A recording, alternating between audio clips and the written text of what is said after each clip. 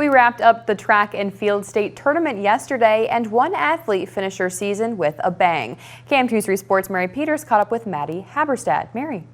Yes, Annalise, Maddy competes with the Century girls track and field team. She is only a sophomore and hopes to just keep getting better.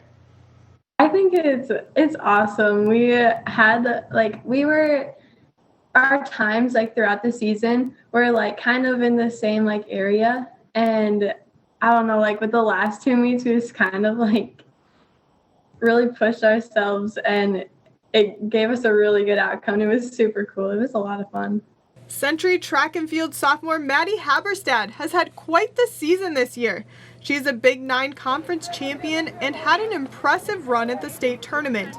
Maddy came in 7th in the long jump. The Panthers also came in 2nd in the 4x100, where Maddy is the anchor.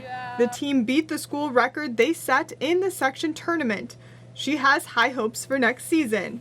I hope that we can beat our own school record again and maybe get first at state. That'd be pretty cool.